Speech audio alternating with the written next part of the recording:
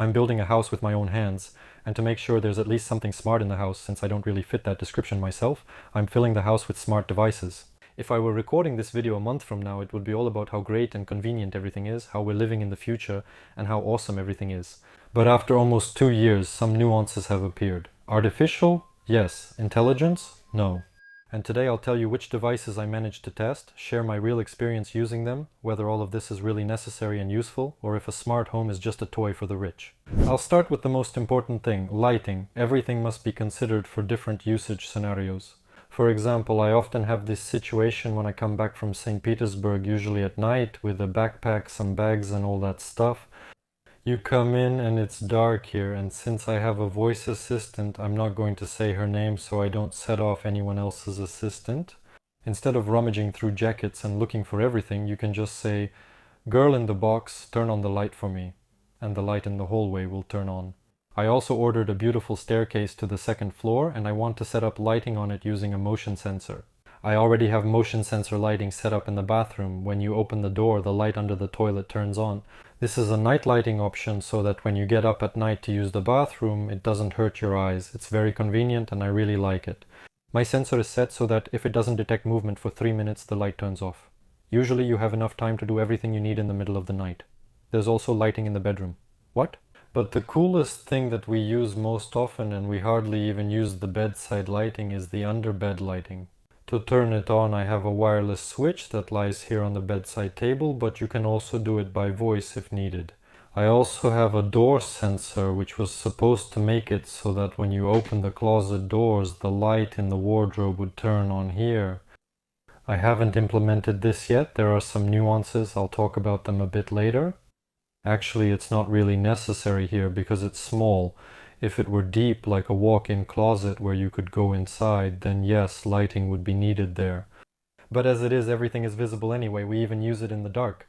If there was a need, I would have done it a long time ago. In general, we use it without lighting, but if it were bigger, I would definitely add light here. There's also curtain lighting in the living room, and we use it all the time. It's really cool. And the most useful thing is the lighting in the kitchen work area.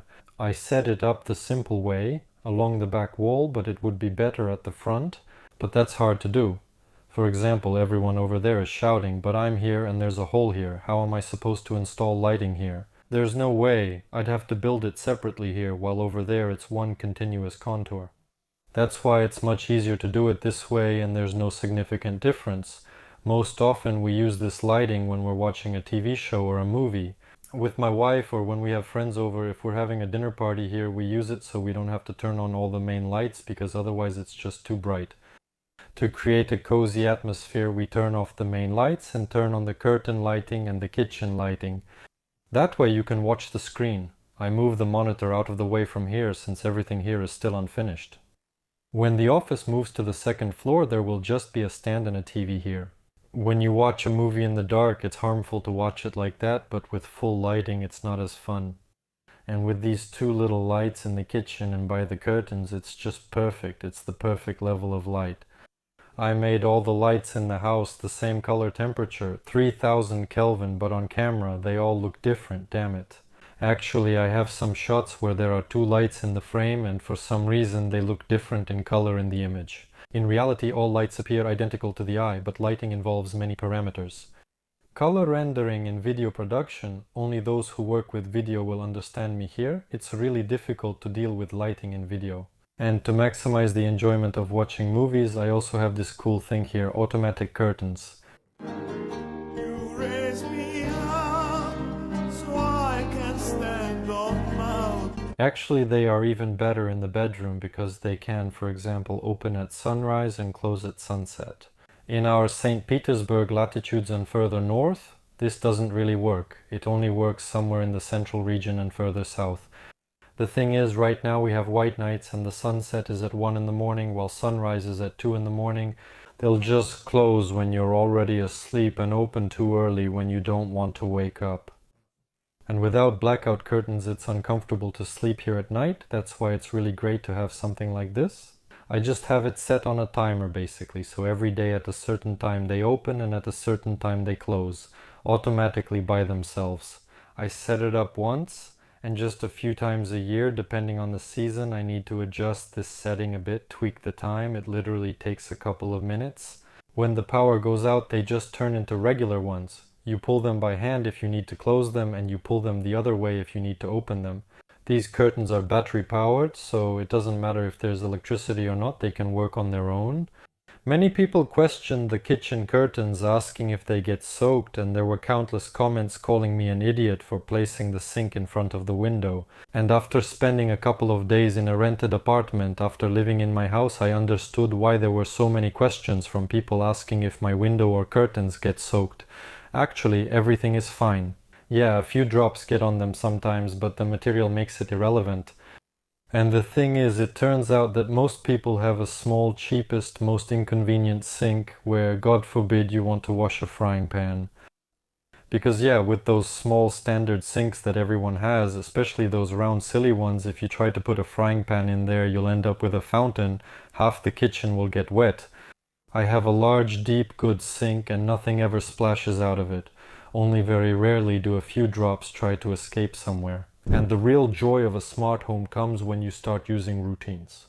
Because walking around and telling the little girl in the box, turn this off, turn that off, turn this on, close that, saying a bunch of phrases one after another all the time, waiting for her to finish, it's inconvenient, and it's really annoying. You can create a routine triggered by a single phrase, and a bunch of devices will work at the same time. For example, I have a movie theater mode set up. All my curtains close, the main lights turn off, the kitchen accent lighting turns on, the curtain lighting turns on, and even the TV can turn on by itself. Another mode that we used most often is the we're going to bed mode. Everything that should turn off does, and the underbed lighting turns on. Maximum comfort. Also, you can do whatever your imagination allows. You can come in and say, Dad's home, wake up, Daddy's back, welcome back, sir. Whatever you need will turn on for you. Even, I don't know, the kettle will turn on, for example, if you need it. Here, as they say, to each according to their needs, but these routines are really top-notch. It's very convenient. But again, there are some nuances that I'll talk about later. What I would put in second place for maximum enjoyment of use is smart utilities. I have heating in my house. It's implemented with an electric cable that's connected to smart thermostats. And I can use, for example, my phone to remotely control the temperature in the house. It's great when you have, for example, a summer house, or, like me in the past, you often traveled somewhere. When your house is empty for 2 weeks, there's no reason to heat it, heat the water, or air it out. You can, for example, well, if it's some kind of frame house, a typical frame house that you can heat up a couple of hours before you arrive at the summer house, because otherwise you just arrive to a freezer and have to wait several hours for everything to warm up. But this way you press a few buttons in advance, set the temperature you want, and arrive at a warm summer house. Isn't that a miracle? I also have a convection heater here, which is smart and intelligent too. You can also adjust the temperature on it remotely. So in some frame houses it might be difficult to have underfloor heating, but you can easily use smart convection heaters instead. The house also has a ventilation system. And there are smart duct fans that can be controlled remotely right out of the box. I did mine in a makeshift cheap way. I used regular non-smart duct fans connected through a smart plug. This way I can turn the ventilation on and off remotely before I leave, when I go somewhere, so that it doesn't just blow the heat out and waste money, that's it. So that the heat doesn't leave the house. Why would I want the air in the house to be constantly changing? Sometimes I forget to press the switch before I leave.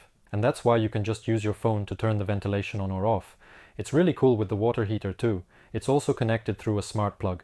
You don't need to buy an expensive smart water heater, just a smart plug for 1,000 rubles. The water heater is plugged into it. And if I flew somewhere, for example, and forgot to turn it off manually, I can turn it off remotely. And when we arrive, so you don't end up in that situation when you get back. We had a situation once when we didn't have a smart socket. My wife wants to take a shower after the trip, but she can't, because you have to wait 3 hours for it to heat up. But this way you press a button at the airport and the socket turns on. When you arrive at home there's hot water, you can take a shower, and there are also some details here that I'll talk about later. There's also an air quality monitor that currently regulates my fresh air intake valves. They're smart too, they can open and close by themselves. They also have a built-in fan to supply fresh air. I want to make some changes to the whole ventilation system. One of the upcoming channel videos might cover that. And I haven't installed it yet, but I also have a really useful thing for an apartment, in my opinion. It's a smart ball valve. The valve is installed on the water supply in the apartment. And a leak sensor, it's a small box that you put somewhere on the floor where the pipes are, and if water gets on it, a signal is sent to this valve and it shuts off the water, so you can leave your apartment and not worry at all about flooding someone. The water will just shut off by itself if anything happens, and that's freaking awesome. It's not really relevant for me at home, but overall I just didn't know something like this existed. If I had known, I would have installed it on a valve like this. Now I'm just too lazy to redo it. Wow, technology has really come a long way. I also have this little box. It's a smart remote hub. For example, I have remotes for my ventilation system. If I had an air conditioner, there could be a remote for it too. And you don't necessarily have to buy a smart air conditioner. You can get the most basic one. And all the remotes are added here into this little box. That way you can use regular devices with remotes just like smart devices. You just tell the girl in the box what you need and she does everything. Also, this thing here is the Smart Home Control Center. It's one of the smart home hubs. I actually have 3 of them here. This is also a surveillance camera which records in 4K. It's a pan-tilt camera that rotates in any direction, even allowing you to see through the window. It has facial recognition, animal recognition. It's really advanced, seriously. And just a bit about how much we're already living in the future. This thing can even track a cat. Some cats, if you have roller blinds, there are cats that love to scratch the blinds. This thing can track when a cat is heading toward the blinds and raise them. You can program it to do that. That's just absolutely amazing. Luckily, I ended up with a really well-behaved cat who doesn't want to scratch the blinds. He only wants to scratch the couch.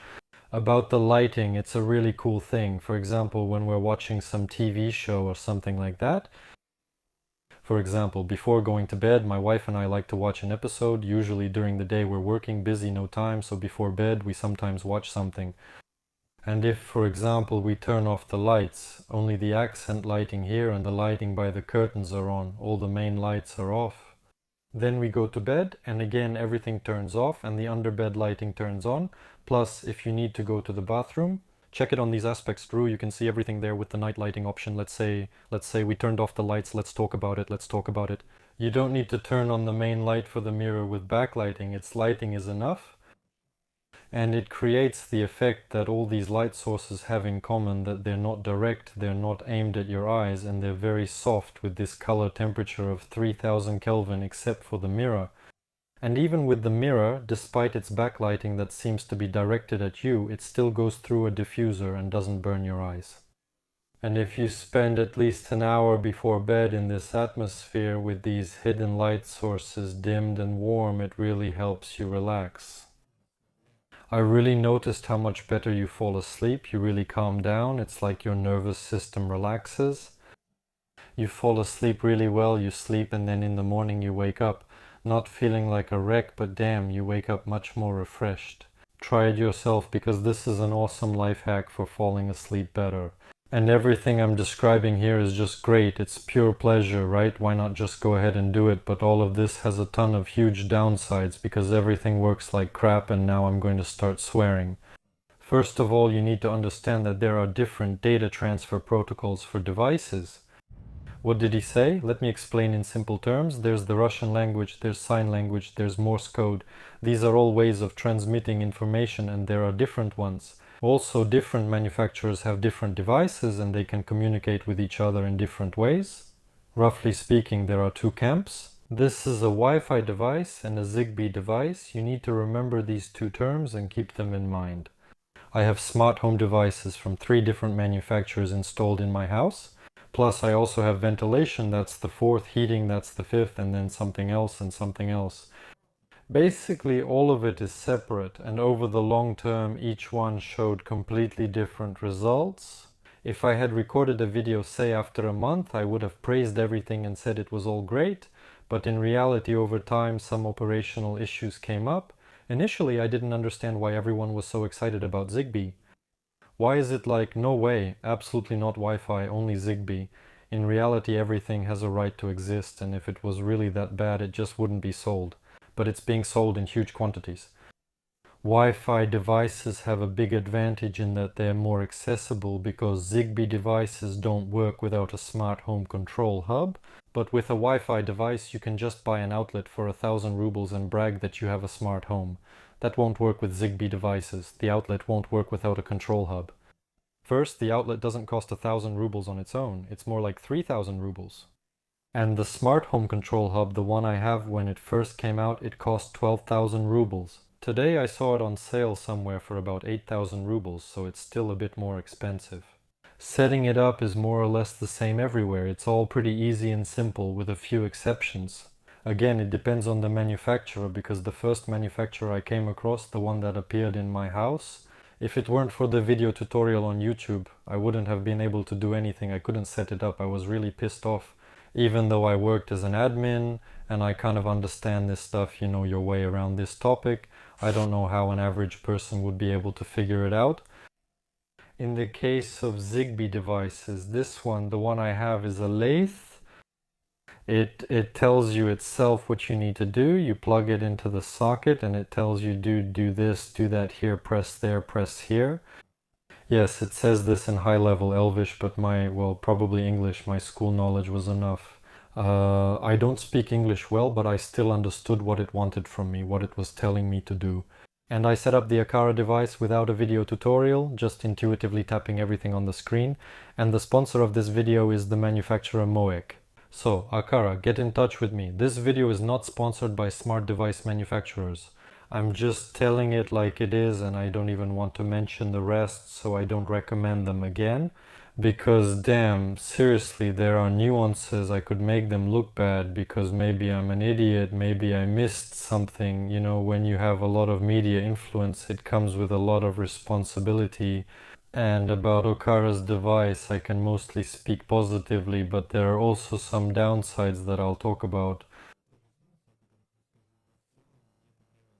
Mostly because, again, it's not so much about the brand here, it's more about the Zigbee and Wi-Fi system. What's the difference? The biggest thing is that, for example, if the power goes out and then comes back on, there's this interesting situation that happens. My wife goes to take a shower and there's no hot water. So you had to understand, yes, you need to go and turn it on manually if you didn't know that the electricity was out at your place, or if you forgot, or if you just didn't know. You were at the store or went somewhere else. You come back and you don't know if you have water or not, nothing is clear. But a Zigbee device, if the power goes out while it's on, when the power comes back, your outlet continues to work as it should. That's exactly how it's supposed to work. Plus, with all of them, well, with two manufacturers of Wi-Fi devices, there's this cool thing that it works. Not always. That's the biggest issue with all smart homes, probably. It's the instability of how they work. I say cinema mode and my curtains are supposed to close, but damn, only 3 out of 4 curtains actually close. Sometimes the lights turn on, sometimes they don't, or they stay on when they shouldn't. It's a mess. You often have to repeat yourself. The voice assistants are the same way. Sometimes they hear distant whispers, but even when you yell nearby, they don't understand. Sometimes you tell her, Danny, turn on the bed, meaning you want her to turn on the light under the bed, and 9 times out of 10 she'll do just that. But on the 10th time, she'll play you a song called Bed. So basically, if all of this worked consistently, it would be awesome, but it works like crap.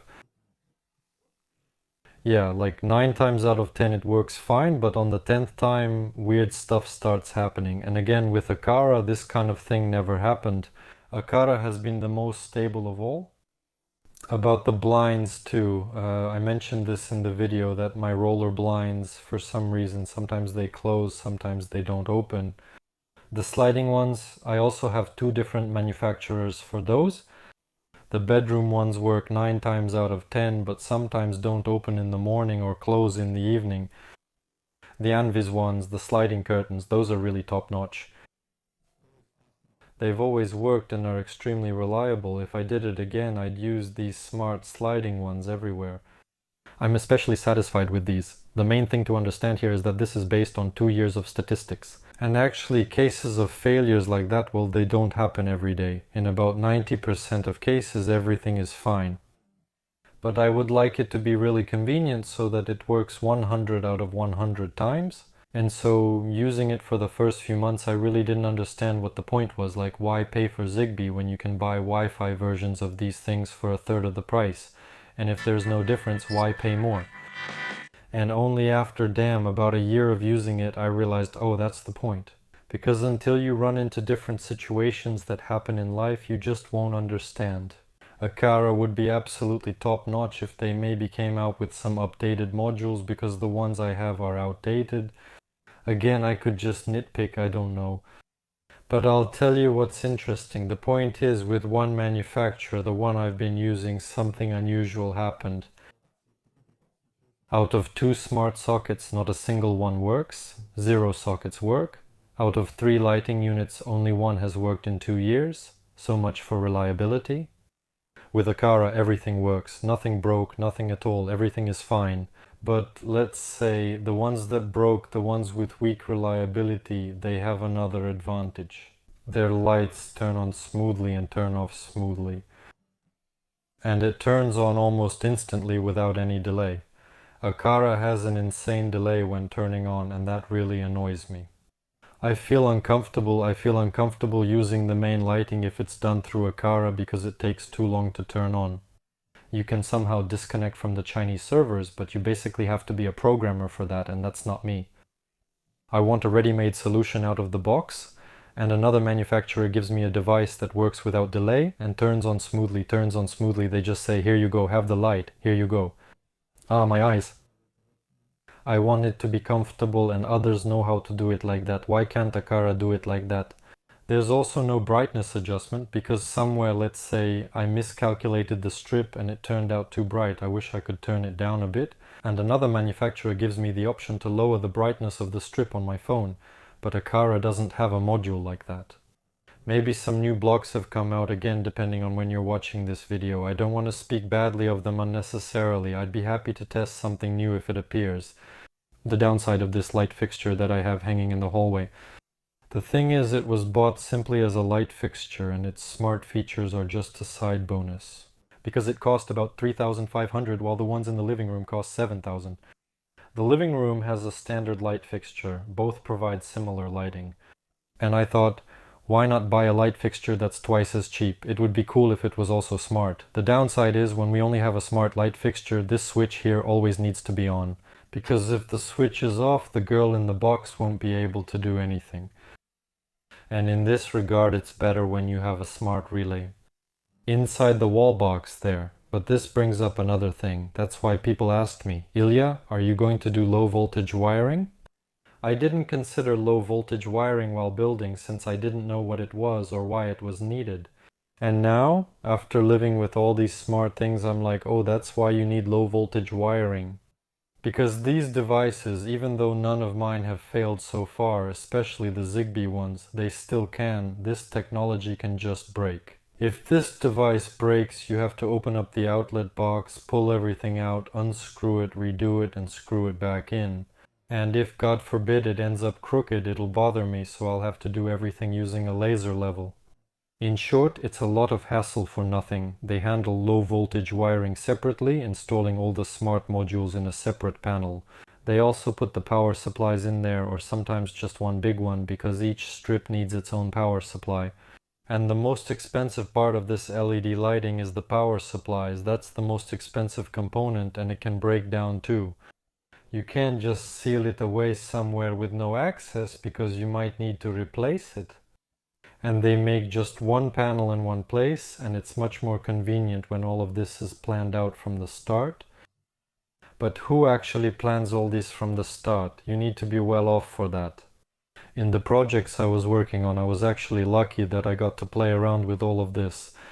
And the big advantage of a smart home, in my opinion, is that you can add some features to your living space even in an apartment, not necessarily in a house. In a finished room, without damaging the interior, you can add something smart. For example, I forgot about this lighting in the kitchen. I completely forgot about it. Then I was like, damn, what about the kitchen lighting? And I took the power for the strip from the range hood, but where should I put the switch? Here I have a wireless switch which works like magic. You can even carry it in your pocket. About the kitchen range hood, only the smart home made it possible for me to create a quiet one. The fan, hidden in a technical niche, is connected through a smart socket which is remotely turned on by a wireless switch. You can add this to a house even if it wasn't planned without redoing wiring or finishing. Regarding the internet, smart homes that don't have a control center in the house won't work without the internet, but a smart home with a control center will work without the internet. Wireless switches, sensors, and other devices work on regular batteries like these. The battery lasts for about 3 to 4 years, and there's another cool thing, reliability. And here's also a sensor for opening and closing. Why didn't I install it? Because when you open it, the light doesn't turn on, and when you close it, it turns on. Or vice versa, so you keep messing with these doors back and forth to make it work, which is really annoying. Again, it depends on the manufacturer. This one here, I won't even name it, it's terrible crap. The second funny thing is my wife and I are sleeping. I'm already off in dreamland somewhere, and in the middle of the night I wake up because the light turned on. I press the switch, but the light doesn't turn off at all.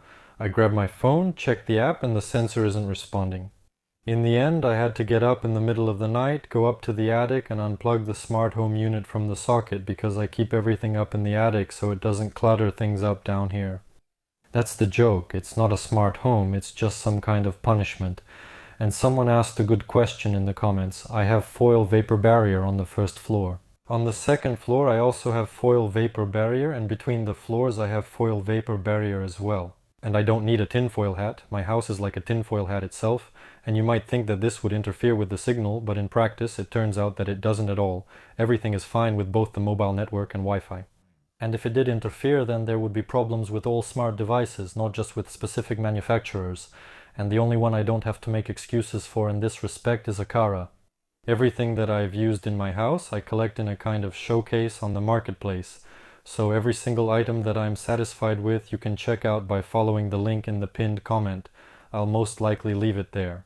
And over all the time I've been using it, I've come to the conclusion that a smart home is actually an awesome thing. Some things like a smart kettle or a smart washing machine that I didn't really get because you still have to keep going and pouring water into the kettle anyway. With the washing machine, you still have to load the laundry yourself, pour in the detergent, you interact with it, but I have a robot vacuum cleaner and now that's something else. It's especially great with the base station because it has water in it and works autonomously. I don't have to do anything with it at all. You can even set it on a schedule. It will go by itself, clean by itself, wash its brushes by itself and dry them by itself. You just need to pour out the dirty water sometimes, fill it with clean water and remove the hair from it. And you don't have to do this every time you use it. Goodbye, my lover. Goodbye, my friend. You have been the one. So some devices really are just toys put in there just for fun, and I don't really know why. But things like lighting, smart sockets, and especially communications are really very convenient. And when I go somewhere, for example on a trip or something like that, to a rented place and I'm lying in bed and forgot to turn off the light, I just say, "Hey Lisa, do this for me." And nothing happens and you're like, damn, my home is actually more comfortable. It's like with a bidet shower when you think, well, it's just a spray or whatever, it's just for washing. But once you use it, then you go somewhere where there isn't one and you're like, damn, I miss it. And really, a smart home is something that actually makes our life more convenient. About that same assistant, I really liked it too. I don't use it much, but for example, when I'm cooking, I have those annoying timers on my stove. The timer doesn't turn off the stove, it just goes beep, beep, beep once, very quietly like a whisper, and that's it, and the stove keeps on cooking. Stove, please don't keep cooking. I wanted it to have some kind of shut-off feature, but it just didn't work out. In the end, I just tell the assistant how much time to set, because for example, I like my pasta al dente, and to get it just right, you have to cook it with a timer. And it turns out to be really convenient. You don't have to go get your phone, set a timer, or realize you left your phone somewhere else. I just told my voice assistant, and she loudly reminded you about what you need to do. It's a cool thing. When it comes to kids, it's actually the most useful thing, especially during that why phase. Because they can go around and bother her with their questions instead of you, like, why is the sky blue? Play Artur Piroshkov. The song is Alcohol Grid. Sometimes my wife and I just sit there not knowing something, and instead of typing it all out on the phone, you just ask her and she explains everything in detail. You walk around feeling enlightened. There's a funny story about Alice. Someone bought her home, and he has little kids. He says to her, like, meet the kids, and she replies, I don't like kids. And the little girl just ran away in tears because Alice doesn't like her. She was really upset. In the end, they wrote to Yandex support like, guys, what's going on with you? Why doesn't she like kids? In the end, they said they'd fix everything and gave some kind of promo code for a discount. So sometimes there are these kinds of glitches, but overall she's getting smarter and smarter every day. We're still far from what they showed in Iron Man, like that assistant Jarvis, but it'll probably happen in our lifetime because all this is moving forward by leaps and bounds, and I'm really interested in it. And the main thing, probably the most important idea I want to get across, is that all this fuss with smart gadgets actually doesn't cost a lot of money. The only thing that costs a lot of money are these curtains. Everything else isn't that expensive. These outlets, all the Zigbee ones are about 2,000 or 3,000. Wi-Fi ones are 1,000 rubles. Switches are also about 2,000 or 3,000. Smart home control centers, there are simpler ones without cameras and all that fancy stuff. They cost about 4,000 rubles. So, literally for just 20 or 30,000 you can make it really convenient, especially when it comes to lighting. And for example, you can turn on something like an iron through a smart outlet.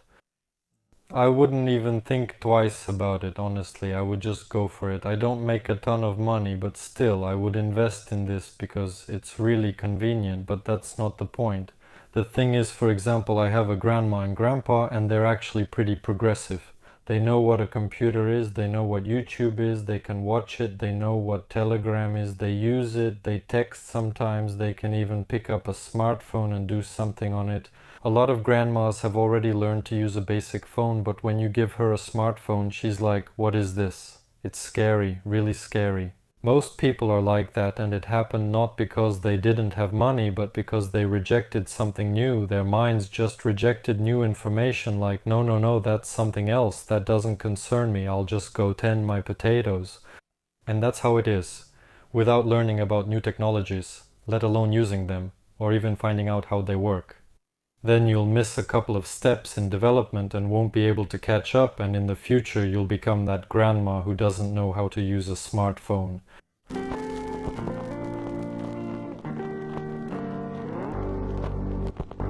So at least learn about everything new that comes out. Don't do this whole thing like, no, no, no, I don't need anything new. For some reason, everyone, especially as they get older, really avoids learning and any new information. And then, damn it, you see it with your own relatives, your elders, what it leads to, how people are just unprepared for the modern world. And in general, well, we're going to live to see it. Like in our village, there's already a cashierless checkout, and it's just like, how is that even possible? You know, that's how it is.